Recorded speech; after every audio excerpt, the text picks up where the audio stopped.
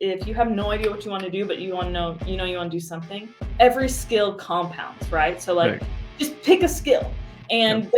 there's like 8 core skills, right? Hmm. That will make everything better. Whether it's you learn video editing, whether it's you learn Right. copywriting, like you learn funnel design, whether you learn backend tech, whether you learn marketing automation, like whatever it is. What's up, everyone? This is Sahil here, and welcome to the Sehgal Show, where I'm gonna be interviewing some crazy entrepreneurs out there who started from scratch with no experience, resources, and connections, and then later on became unstoppable and dominating figures in their respective businesses. We're gonna dive deep into the mindset of these super successful entrepreneurs to find out how they did it and how you can model it too. It's time to pick their brains and uncover all the strategies and tactics which these entrepreneurs use to scale their businesses from nowhere to multiple 6, 7, and 8 figures. Welcome to the Sehgal Show.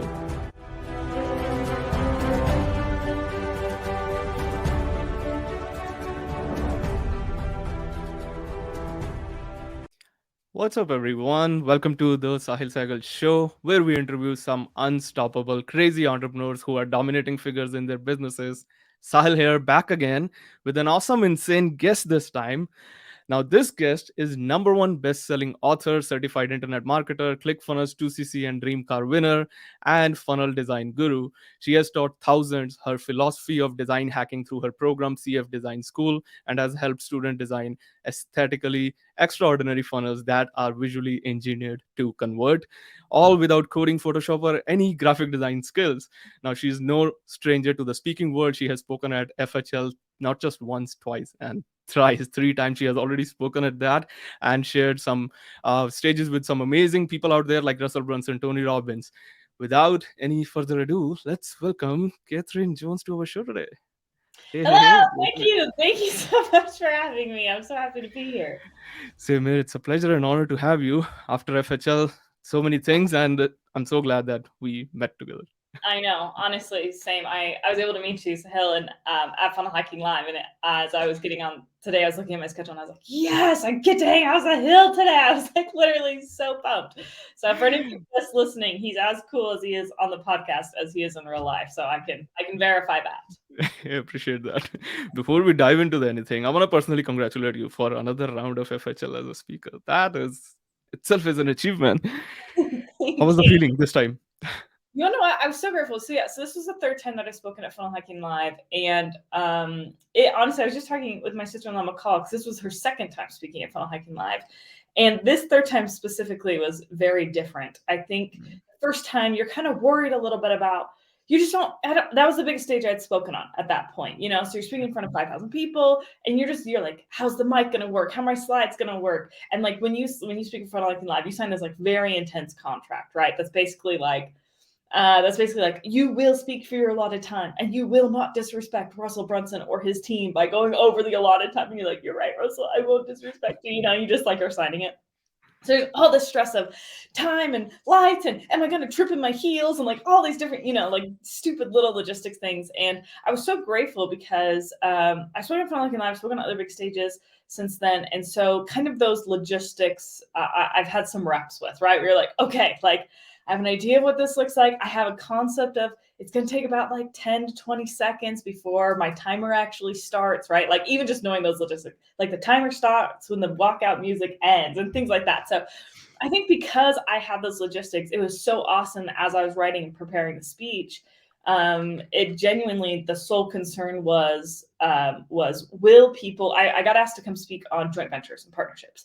And so the sole concern or anything I was nervous about, you might say, was to fulfill the request of Russell Brunson, which was by the end of your 25-minute slot, I need people to understand how to book partnerships. And so everything else, you know, that is these looming, they seem small, but sometimes they can add up, right? These little things, they just went away. And so it was so fun. I just got to focus on that. And it just honestly made the experience so much more fun right before I went on. That being said, though, again, like right before you get on, you're like a little bit nervous. I was thinking like, holy crap, I'm about to speak in front of like 7,000 people. Like, oh my gosh. My husband, he was like so sweet. He like looks at me and he's like, Kathryn, he's like, God is good. We've already been saved. He looks at me and he's like, just go have fun. Like all is well. Like just go have fun, have joy. So I'm so grateful for that. I was opening up and I was like, how awesome is this that we are living in a country where we're safe enough to actually gather together, that we have the freedoms enough to pursue these like callings and dreams inside of us, and the fact that we actually just get to go talk about how to pursue those dreams. And so I was really grateful. So when I went on stage this time, having all those other things that might have been nervous before gone away, plus I think my husband's reminder that like this is only fun, like actually the true stories, this is only fun. It genuinely was just awesome. So I had a wonderful time, and I think it went great per response and clients we've gotten so far. I think it actually went really well. So glory to God, we're like so grateful. That's amazing. You did a fantastic job. I will say that you were really awesome on the stage, stunningly awesome, I would say. And this was my third FHL, so I have seen all your three performances. So I Yes. must agree on that part. So Awesome. good. So people who are let's take a step back. People who are living under the rock maybe don't know about you and all. How did you got started? Like when were you bitten by this entrepreneurial bug? Yeah, well, such a good question, and I think that's maybe a good thing, because your introduction was all about me doing funnel design, and yet I spoke at Funnel Hacking Live about joint ventures, and I've actually spoken at Funnel Hacking Live about both things. But interestingly enough, I never set out to be good at funnel design, and I also never set out to be good at joint ventures. It wasn't like I've been bit by the entrepreneurship bug, I'm going to go rock funnel design. It wasn't that at all. It started. I went and I served a 2-year mission for my church. And when I was in Los Angeles, and I served in really ritzy areas like Beverly Hills, Malibu, Bel Air, and then I served in a lot less well-off areas, Compton, Watts, things like that. And the millennial inside of me, perpetuating all of the stereotypes. I'm sorry about that to all my fellow millennials, but I was just like, I just have to save the world. I was like, it's like, I don't know how, like, I don't know how to help, but I just saw so much poverty. And I was shocked as I was living in Compton and Watts. I, again, like so recognizably privileged. I didn't even know that people were living like that in the United States at all. Mm. And when I saw the living conditions and just the opportunities that were not available, just literally, I mean, I'm living in Utah right now, just a few states away from me. I was just like, oh my gosh. So again, I didn't know how to help. I didn't know what it was. I was only 22, 23 at the time, but I did realize that whatever the path was to hopefully have whatever this ambiguous term of impact is, right? Having money would help, period. Mm. Like whether it just is a matter of fact that to make change, whether you need help or resources or supplies, money would help. And so honestly, I didn't even really know about this world of entrepreneurship. And so in trying to earn money, I was going to college. I tried to switch my major to business. They said no, I had too many credits already. So I said, okay, well, I guess I'll figure this out myself. I started reading like investment books, which led me to personal development books, which of course, along the road leads you to some sort of entrepreneurship stuff. And I remember the day that I realized, I was like, oh my gosh, the internet's not a scam. Like this, you can actually make money on here. This is crazy. and so again, I'm like testing out all these things, affiliate marketing, all these different things. And then once I discovered like genuinely internet marketing, and more specifically this ideology of funnels, right? All of a sudden I was like, holy crap, if I'm not an idiot about how I built my business, right? I think that there is not only potential for me to disproportionately make money compared to the time that I put in, right? I think that's what's so beautiful about the internet. You can build systems and it works for you. And so that was really alluring to me when it came to this impact piece. But it also was doubly alluring to the fact that I always knew that I wanted to be a mother one day. Like I was really lucky. I grew up second oldest of 8 kids. Can you believe it? God bless it. I Wow. was pregnant for all of the 90s. She's such a warrior. But I love my big family. I seriously did. And my parents, they're amazing. They're so cool. Like genuinely, I have the coolest parents. And so I always wanted to have a family like mine. And I didn't know if that meant 8 kids, but I knew I wanted at least one, right?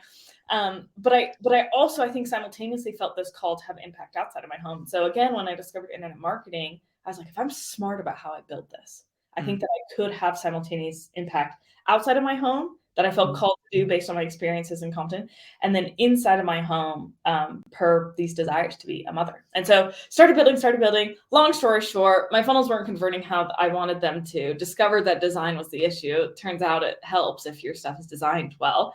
There's studies from Stanford, Google, all these different things that people determine the credibility of your website in 0.0 seconds, and over 90% of what they're judging is your design. So in a split second, they're deciding whether or not they're going to buy from you, let alone follow you or spend a few seconds. And so I sought out to fix the design because I was like, oh yeah, my stuff's ugly. I don't even need anyone else to tell me that. I can say whatever. And but I was stubborn, right? Because I didn't want to learn design. I just wanted my stuff to work for the impact inside and impact outside. So everyone online was telling me, like, go learn Photoshop, go learn how to code, go back to graphic design school. And my stubborn self, Sahil, just said, no, I don't want to spend time doing it. So genuinely, like, born out of pride, I literally figured out how I could design these funnels in a way that required no coding, no Photoshop, no graphic design skills, so that they would not only look extraordinary, but, which was the most important aspect to me, they would convert extraordinarily as well. So again, I seriously was doing it for my own stuff. I started doing it for clients, and all of a sudden people started asking me. And so I'm just teaching friends. Like, I'm not even thinking in my head, like, should I sell this thing? All of a sudden somebody says to me, Kathryn, you should sell this thing. And I thought, oh, wow, maybe I should do that. And so I packaged it up, created a program called CF Design School. And then again, same concept, looking for traffic. I didn't understand. I just had zero experience when it came to paid ads, whatever it looked like. And so I was like, I'll figure this out. I tried doing paid ads. Awesome. I tried an agency, and honestly, I've since worked with amazing ones, but the first one, it just like, it wasn't it, And so I was so disenchanted by this idea of paid ads. I was like, they're terrible. Nobody knows how to do them. It's horrible. Organic, I just didn't have time anymore. And so again, thinking about this impact inside, impact outside, right? Moving from my own funnels and even an agency into a more scalable model of courses and education, I was like, I have to figure out a way to make more bang for my buck. And so with paid ads off the table and organic off the table, and content to me, again, felt really unpredictable. I didn't quite understand how it worked. How do you go viral? How do you convert those?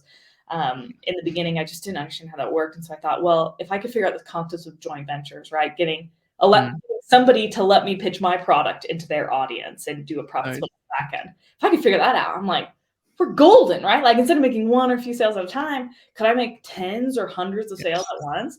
And so anyway, I seriously, like, the only thing I contribute to is God, because somehow I started trying to do it and it worked right away. Like, I wasn't even ready for it to work. Right. I was like, it's not going to work. I like pitch my first joint venture. They say, sure. I'm like, I didn't know what to do when they said yes. I was like, oh my gosh, so much so. You know, like, literally how terrible and naive, if you want to like track the journey of the last 4 years of how I'm now speaking on stage about this. I mean, the first one, it was literally a crap show. I had no idea what to do. I was so nervous. I never did anything like this. I'd never seen anyone do anything like this. And I was so afraid that it would fail that I literally gave my partner 90% of the profits. Because I was like, if it fails, I don't want him to hate me, So stupid, but great learning, right? And so we do this awesome launch. I make this woman a buck crap of money, and I'm like, okay, never going to give away 90% again. But it was an awesome test.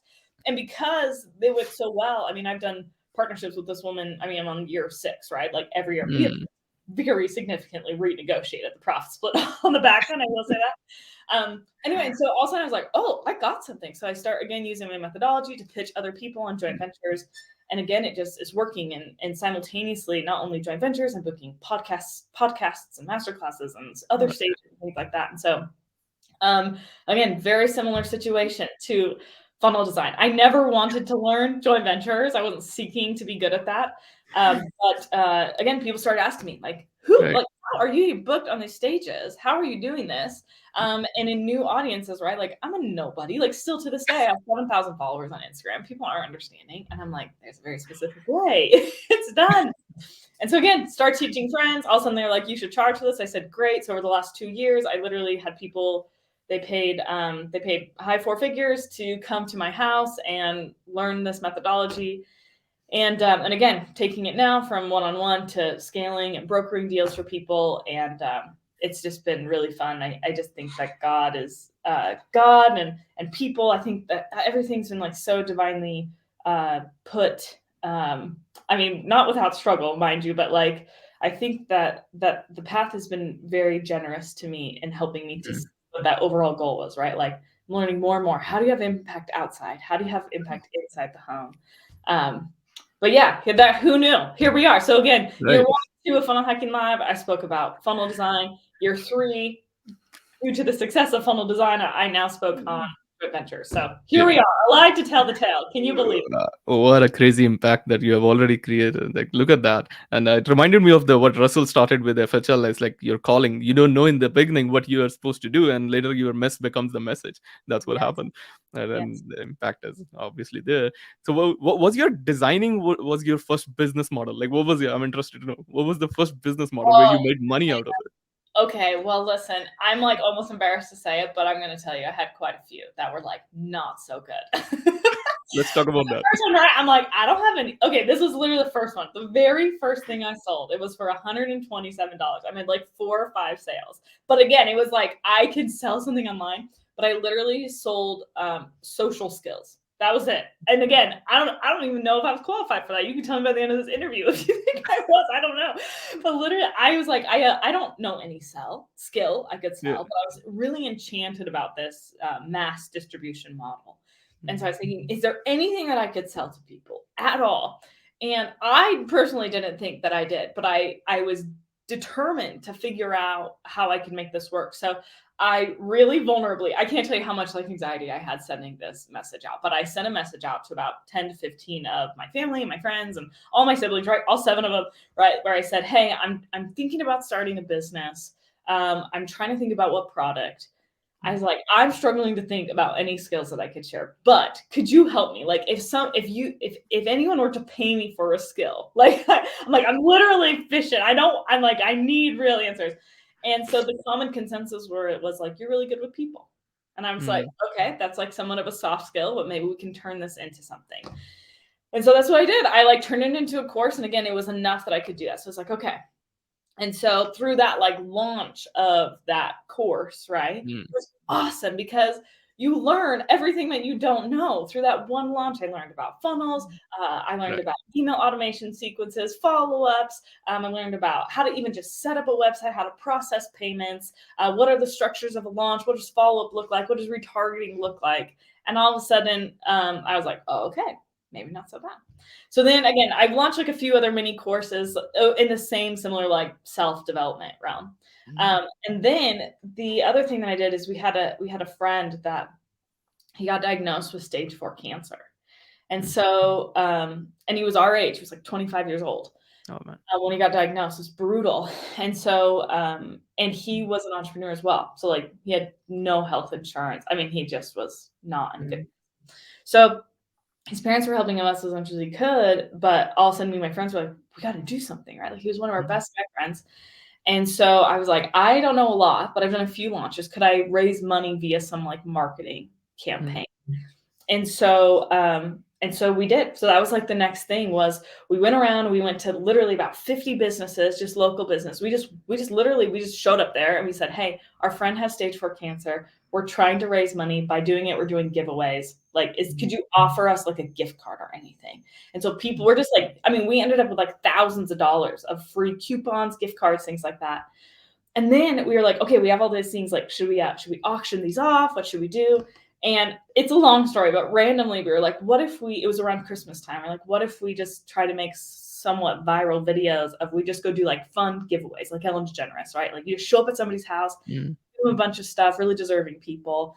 And then you use those to gain awareness and say, hey, like what we gave, why don't you give back to our friend Dave, right? Which And year was it? this was 2016, maybe Wow. 16, Okay. 2017. And anyway, so we were like, hey, we could drop this off. We could just do this, make these fun videos. And again, so random. We're like, to get any sort of traction, long story short, is we had a koala suit, like a full-fledged mascot koala suit that we're like, we're going to dress this koala up like Santa Claus, and we're going to like drop off dressed up like a koala doing it. It's so random, but like it got people to click on it. And so we ended up raising money for him. And that was the next step that I was like, okay, like again, impact, like I'm starting to learn skills that could actually help. And then from there, I think the last like really final piece where I figured things out was I launched a book. I launched a #1 best-selling book, did a huge book launch, same thing. I started learning start to finish. What does this launch process look like, perpetual? And then from there, I just kept getting agency clients, and launching my own stuff. And again, having success, but not as much as I wanted. And again, like the design aspect started to come in during that like koala You want to know, like, why are we making as much money? And it was like, because you're so ugly, Kathryn. That's why. Right. But yeah, so random. And so people always ask me, like, how are you finding your ideas? How are you doing this? I'm sure people ask you that all the time too. And the thing I always suggest, if you have no idea what you want to do, but you want to know, you want to do something, every skill compounds, right? So like, Right. just pick a skill. And there's like 8 core skills, right? That will make everything better. Whether it's you learn video editing, whether it's you learn copywriting, like you learn funnel design, whether you learn backend tech, whether you learn marketing automation, like whatever it is, right? Like, even if you learn it and you never use it again, it's going to help you to hire, and it's going to help you to think better. It's going to help you to think smarter. And that honestly was my thing. I just kept trying. And all of a sudden I found stuff that I loved. And so again, like landing upon this joint ventures and partnerships, interestingly enough, like if you were to ask me now, again, ask me in like 5 years, right? But like right now I'm like this, like I feel like this is the thing I'm called to build, because it's not just joint ventures. It's my husband and I would call it this together game, right? Like, how can you help people work together to build bigger, so that you actually just the prize that you win is togetherness, in terms of time together with your children, time together with each other. But again, I wouldn't even known that I would have been passionate about that or thought about that had I not been through the awkward, cringy, coincidentally, right, paradoxically, social skills course, and the book, and the koala, and the agency, right? And it was just step by step. So It all happens in the flow, right? You gotta just take the first step. I remember same thing. I was like, when I started 3 years ago, I joined OFA and one funnel away challenge, and I'm like asking the coaches, they're like, "What is your skill?" I don't know. They're like, "What do you do in free time?" I drive Uber in the free time. I had a student loan to pay off. Like, that's not a skill. I'm like, I was feeling like, I'm a failure at 28, don't have any skill. And then it was like funnels. At that time, I came to know about you, about other courses, and all. Like, okay, this is a thing. Funnel is a thing. So that And was okay. And can I just say, this is why you're so awesome, because a lot of people hear that and they're like, it's over, it's done for me. right. But in reality, there are ways that you can shortcut. So like, learning these skills actually don't have to take a lot of time. It takes a lot of focused energy, but not a lot of time. And I mean, here you are 3 years later, you push 7 figures. Like, that's insane. Most people take a lifetime to make 7 figures, right? Like, and here you are 3 years later, starting from zero skill set, even, which it's amazing. It's amazing.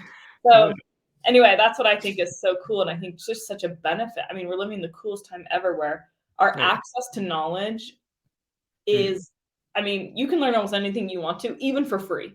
Right. The only variability between people that are winning and people are not, in my opinion, is implementation. Right. Like, are you exactly. So right on. You know? So right on. Yeah. So honestly, major kudos to you. You're awesome. You are awesome. Thank you so much for that. I want you to throw some lights on JVs and all. I know I really love your presentation. I actually even bought notes after that from Tim. I like to review, and I was reviewing it. I did a FHL hangover session with my peeps, and I'm like reviewing it, doing it. I'm like, wow, it's when you do something twice, it's making so much sense. So I really love that personal part of your presentation. I want to ask this question, like, people talk about, we know about the good side, sexy sides of JVs, you can say. What do you think is the unsexy part? Oh my gosh, what a fun, this is an awesome question. Well, here's what I think. So there has been a very interestingly accepted narrative when it comes to joint ventures and partnerships, in my opinion, for about the last 2 decades of internet marketing, if not longer. And the narrative goes like this, where it is, hey, make friends with people, step 1. And then step 2, they're going to promote all your stuff. And so you see the back end of like, they're promoting all this stuff. It's so sexy. Wow, like Kathryn on the stage, right? Or they just did $1 million launch, or all these different things, or she's been on 100 podcasts in the last 3 months. Like, it's all very sexy. But the unsexy part is that first step, right? Where it's like, quote unquote, make friends with people. And I was like, when I started, I was like, I don't know what that means. What do you mean make friends with people? So that, right? Like, I can make friends with people, but it felt inauthentic and a little bit slimy, right? So it was to make friends so that they will promote your stuff in the future. And I think this is where the really unsexy part comes. And there's 2 options to play the joint venture game when it comes to unsexy. The unsexy part, route 1, which is what I think most people have done for the last 2 decades, is they just decide, well, you want to know what? That's the way to do it. So I am going to be slimy. Like, I'm going to be slimy. I'm going to be schmoozy. I'm going to make friends only to come in with the big ask later, right? Or they'll send people gifts. I remember I had somebody once send me like a $500 stereo system, which was really nice, but I don't know who they are and I don't know why they needed it. And the next thing I know, they like reach out to me 2 weeks later and they're like, hey, can I promote my thing on your thing? And all of a sudden the relationship, when initially was like, oh, wow, how thoughtful, immediately turned to transactional. And I felt used, right? But people will continue in that unsexy path. I don't think because they're bad people or slimy people, but they just don't know the better way. So I think that's one way that people are being slimy or being unsexy, if you will, in the game of joint ventures. But I just refuse to do it that way because I don't even know. I didn't know how to do. I don't even know how does that even look like, and I didn't even have time. Like if I wanted to even play the unsexy game, so that is one unsexy way that you can play, and a lot of people do play. And if you look at other people that are talking about partnerships in the space right now, they will tell you something along that path. Now they might not necessarily be so explicit to say, "Hey, you're eventually going to come in with the ask," right? But when you look at it, that's what they're telling you to do: develop a relationship with people so that later they'll do that. And so I decided to play this other quote unquote unsexy way, which was rather than schwamboozle people or inauthentically lead with friendship only to actually want a business venture at the end. Why don't I just actually propose the actual business venture that I want? There's no secrets. There's no hiding. I'm not going to switch and bait you. I'm saying, hey, I really want to enter into a partnership. This is what it looks like. And so there's a lot of things very sexy about that in the sense that nobody's being fooled, nobody's being all these different things. But the only unsexy part about being very upfront about what you want to do with someone is that your stuff actually has to be good. Period. Right? Like if your stuff doesn't work, if you actually can't fulfill, if the means by which you help people get results is not easy, if you don't make the process simpler for them, and if you don't have proof to back that you're the expert that you say you are, you actually just aren't able to play the joint venture game. And so that way people go the slimy route because they're like, well, maybe if I break this person down for months or years, they'll feel bad enough for me that even though my product is not up to caliber, they will feel, again, transactional. They'll feel indebted enough to me that they'll say yes. And so the unsexy part is, and you know this, right? Like you can't go from where you started to 7 figures being a scam. Like you just can't, right?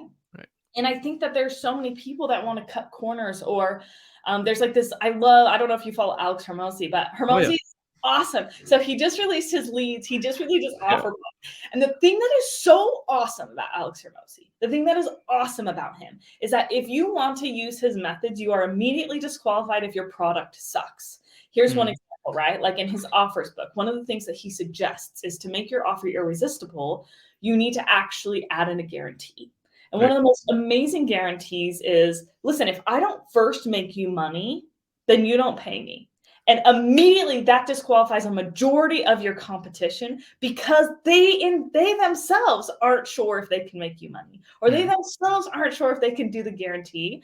And so in this very unsexy way, even of joint venture partnerships, the way that I recommend and what I talked about at Funnel Hacking Live, there's this 5-step story, or it's 5-step system, right? This 5-step methodology.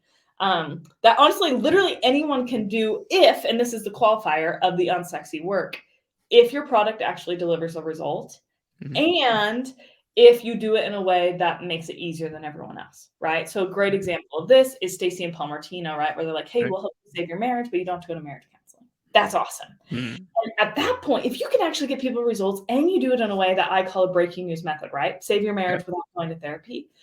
In my opinion, you're worthy of the stage. You're worthy of the partnership. Like get that, whoever can do something so cool and can do it without all the hard stuff. Yes, you win. And so it's really fun, I think, for us now because this methodology that does work requires, you can't just buy your way into it. You have to actually be good, right? You have to deliver a result and you have to do it in a way that's different from everyone else. It's been so much more fun for my husband and I because when we work together and you only get to work with cool people. Like literally you just are disqualified if you can't. Like the application itself shows, they'll ask like, okay, what have you done here? What are your case studies? How are you different? Like they can't even fill out the application if they're not ready yet. And so it is interesting to say that It's actually been shocking for me because I didn't know that there was another way. I thought that was the rules. Like well, duh, if you're going to sell somebody something, you should be able to deliver on what you say you can do, and you should make it better for them. Right. And I thought that that was just like base layer, like ceiling, like, or floor, excuse me. If you're going to play the game of business, you better be able to say what you do. And I think you know this as well, right? There are a lot of people that are crazy good marketers and totally drop the ball on fulfillment. And so though the work seems unsexy, I think that's one way to put it. In my opinion, it is actually required. If you are going to play the game at all, you have no business taking anybody's money if you cannot actually fulfill on the service or product that you say that you can. So some people might call that unsexy. To me, I call that actually just prerequisites.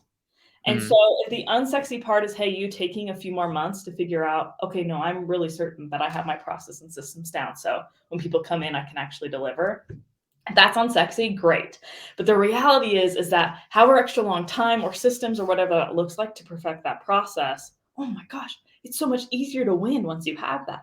Because if you actually have the results, not only is it so much easier to sell when it comes to copy, marketing, right? Like talk about Hermosi, how do you structure the offer? How do you say it?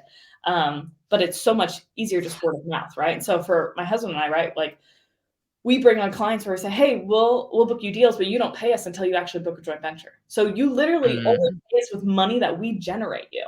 Right. And it's the easiest yes in the world. And then it's awesome because we're taking the percentage of sales of people that have amazing products that are doing in really cool ways. So rather than us putting like, oh, it's a $10,000, $20,000, or even $100,000 price tag, we actually can even charge way more than that because we actually generate our own payday, right? Like we're going to take advantage of all the money that we make from you. So there's no extra money that's coming out of your pocket. So again, that was a long answer to say that that is the unsexy work, but truly the unsexy work is actually just doing your due diligence to be an authentic, integrity-driven business owner. That again, in my opinion, you shouldn't take money in the first place if you don't know you can actually fulfill. So all in all, so don't be sorry. Just do the work and actually get good at what you do. And if you don't know, that's okay. Test it. Take your time. Koala suit, right? Like test it, try it, but you can get there. It's just do your reps and then start to play the game. Yeah, that's a true no-brainer offer. That's what Alex Hermosi talks about it. And I really love that thing, the concept. Exactly. I love that. I have a follow-up question on that. So when you are reaching out to these people or building connection, you actually, first of all, you actually turned my thinking around. Okay, wow, that's a good way to do that, because if your product is good enough, people will feel proud to promote it and they will associate with you. So if while reaching out to those people, what's the best method you suggest? Like, is it meeting them in networking events, sending them email, IG text, or what virtual? What exactly would you say? Okay, that's such a great question. And the answer is yes to all of them. They're just fine. But the common thread between all of them, whether you're saying hello to someone in person, sending an email, making a funnel, making a video, whatever, is what you want to do. The genuinely, there are a few nuances here and there, but at the end of the day, it all comes down to this. If you can show where you fit in a customer storyline versus where they fit. So say, for example, like, hey, I handle traffic, you handle funnels, or I handle mindset, you handle finances, whatever it is, right? But if you can show, hey, we are very complementary products. We're not competitors. I'm not trying to steal your clients. In fact, I'm actually trying to help you get more money out of your current audience because I offer something very different than you.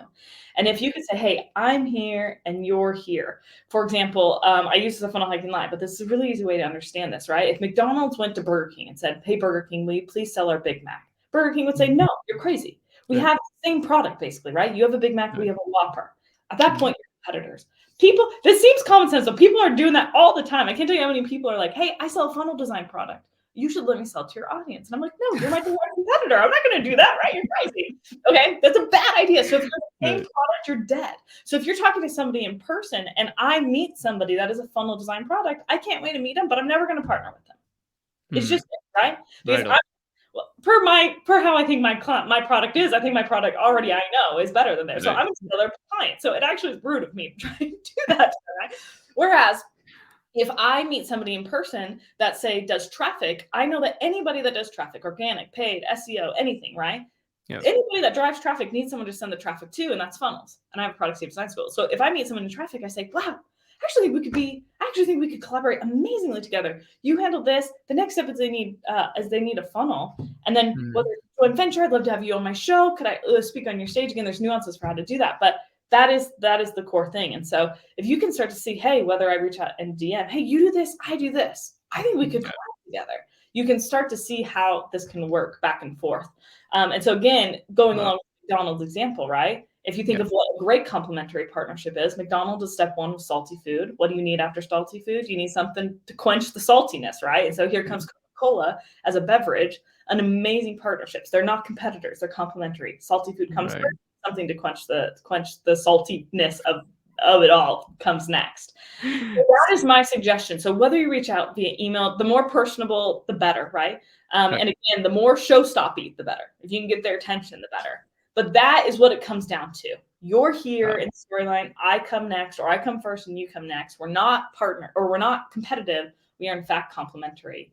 And therefore, I actually am an asset and not a liability to you and what you've built. So that is the main thing. So however you do it, do that. And you'll start winning. You'll start winning the game.